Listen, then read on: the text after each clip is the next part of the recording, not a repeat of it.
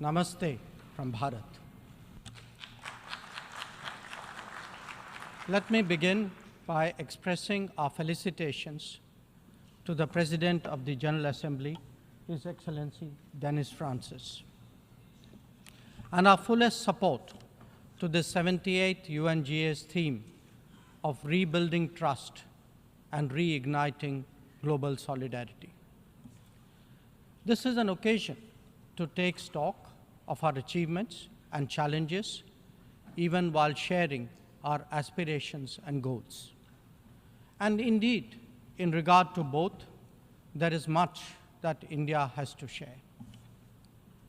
Mr. President, the world is witnessing an exceptional period of turmoil. As it is, structural inequities and uneven development have imposed burdens on the global South. But stresses have been aggravated by the impact of the COVID-19 pandemic and the repercussions of ongoing conflicts, tensions, and disputes. As a result, socio-economic gains of recent years have been rolled back, resources for sustainable development are severely challenged, and many countries really struggle to make ends meet. Navigating the future appears even more daunting today. At this juncture, it was with a sense of exceptional responsibility that India took up the presidency of the G20. Our vision of one Earth, one family, one future sought to focus on the key concerns of the many, not just the narrow interests of a few. In the words of Prime Minister Narendra Modi, it was to bridge divides, dismantle barriers, and sow seeds of collaboration that nourish a world where unity prevails over discord and where shared destiny eclipses isolation. The New Delhi G20 Leaders' Declaration articulates our collective ability to do so. Excellencies, friends, at a time when East-West polarization is so sharp and the North-South divide so deep, the New Delhi Summit also affirms that diplomacy and dialogue are the only effective solutions. The international order is diverse, and we must cater for divergences, if not differences. The days when a few nations set the agenda and expected others to fall in line are over. As the United Nations itself symbolizes, finding common ground is an imperative. To listen to others and to respect their viewpoints, this is not weakness, it is the basics of cooperation.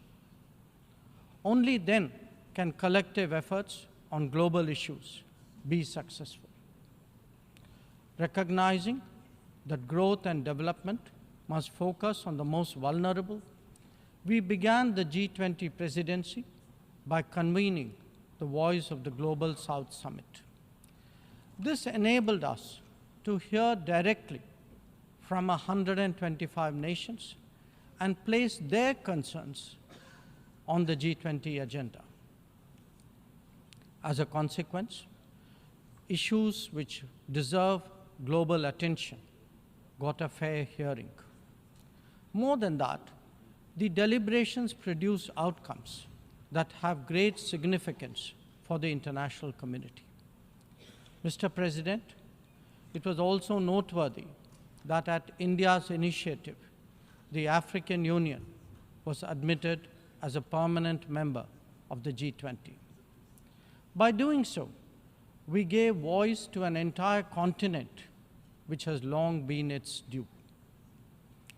This significant step in reform should inspire the United Nations, a much older organization, to also make the Security Council contemporary.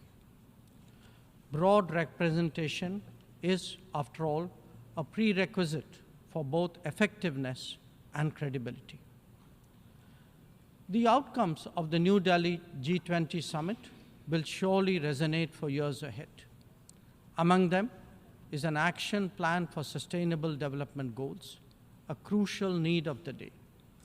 Equally important are the high principles of lifestyle for environment, and the Green Development Pact as they shape our approach to our planet's future.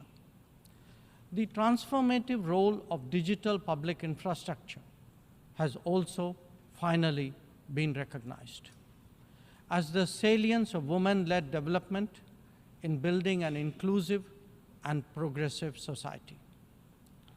The reform of international financial institutions has been given due weight, as has the resolution of debt vulnerabilities. Friends, the New Delhi G20 outcomes are expressed both as larger policies and as specific initiatives. They could be about building cities for tomorrow, or fighting corruption, eliminating hunger, or delivering quality education, ending plastic pollution, or preserving the ocean-based economy, or for that matter, enhancing food security, or even mapping global skills. Some address long-standing issues like gender divide and climate action. Others focus on new concerns such as responsible harnessing of artificial intelligence. All in all, we have placed for the world's consideration a set of actionable propositions, constructive solutions, and new directions. Even as we encourage collective endeavors, India also seeks to promote cooperation with diverse partners. From the era of non-alignment, we have now evolved to that of Vishwamitra, a friend to the world. This is reflected in our ability and willingness to engage with a broad range of nations, and where necessary, harmonize interests. It is visible in the rapid growth of the Quad, a mechanism today so relevant to the Indo-Pacific. It is equally apparent in the expansion of the BRICS grouping of independent-minded nations, or in fact, the emergence of the I2U2 combination. Recently, we hosted the creation of the India-Middle East-Europe Economic Corridor, IMEC. The forging of the Global Biofuels Alliance was another notable development. This willingness to work in an open-minded manner on specific domains is now a defining characteristic of the emerging multipolar order. Mr. President, all nations pursue their national interests. We, in India, have never seen that as being in contradiction with global good. When we aspire to be a leading power, this is not for self-aggrandizement, but to take on greater responsibility and make more contributions. The goals we have set for ourselves will make us different from all those whose rise preceded ours. India demonstrated this during the COVID through the Vaccine Maitri initiative.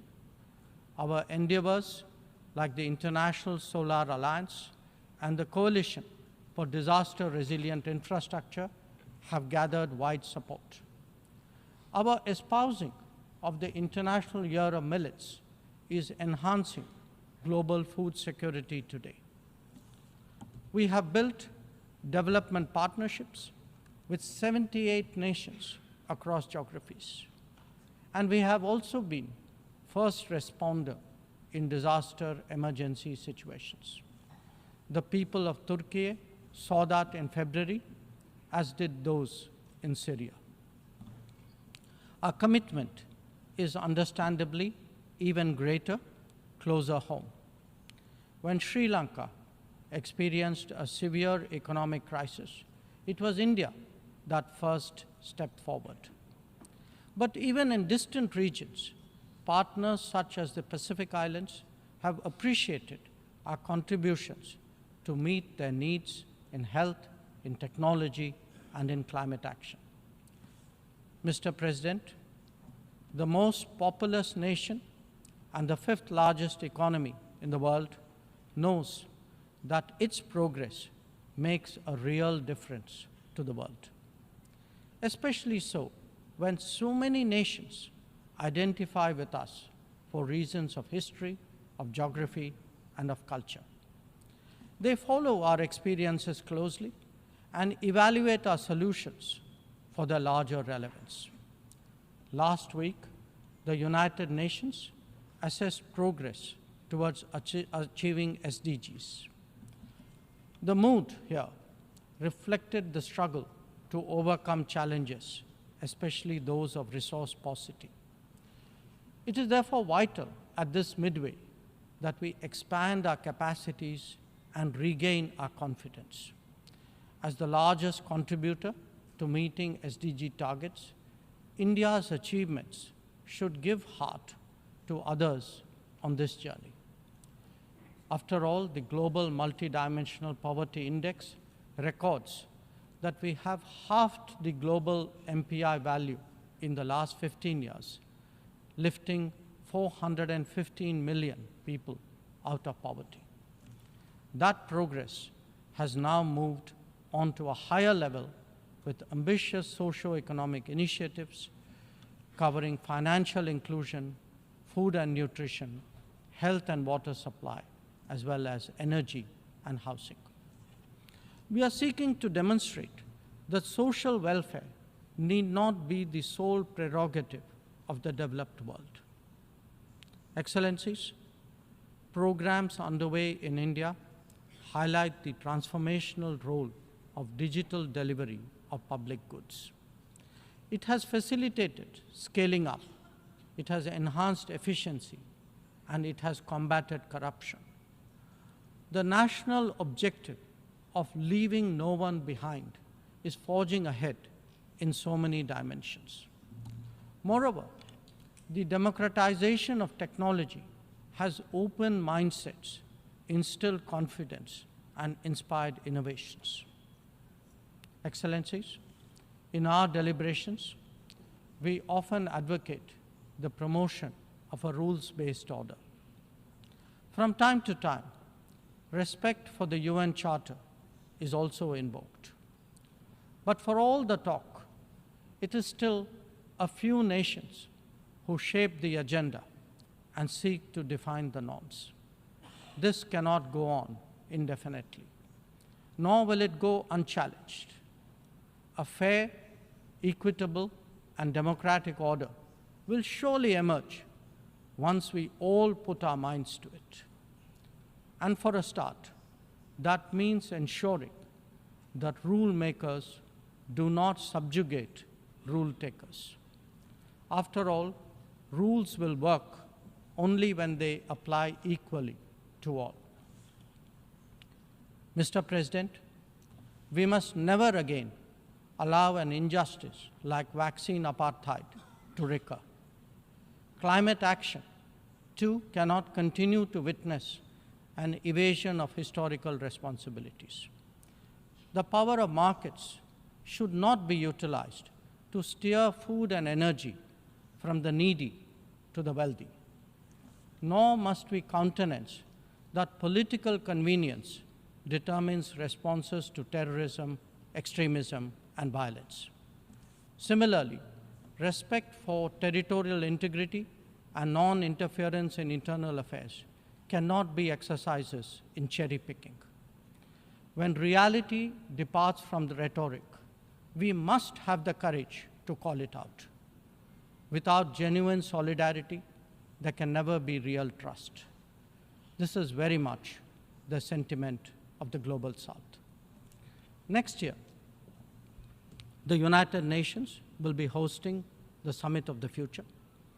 This should serve as a serious opportunity to drive change champion fairness and reform multilateralism, including the expansion of the Security Council memberships.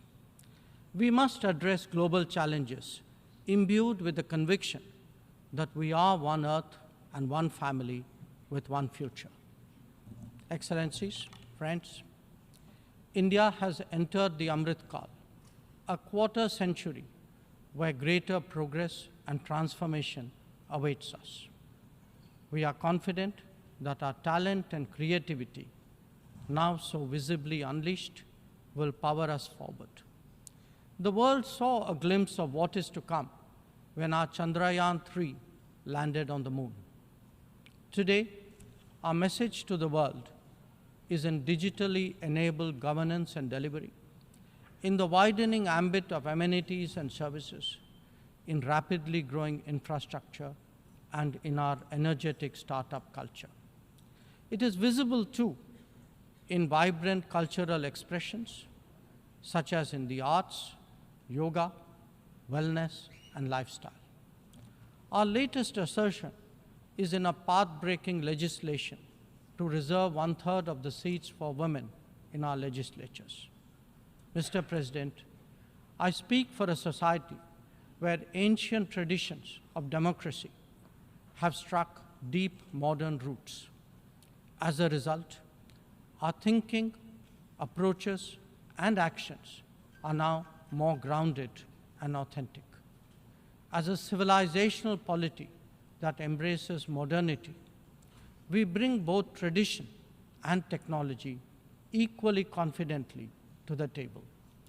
It is this fusion that today defines India, that is Bharat. I thank you, Mr. President.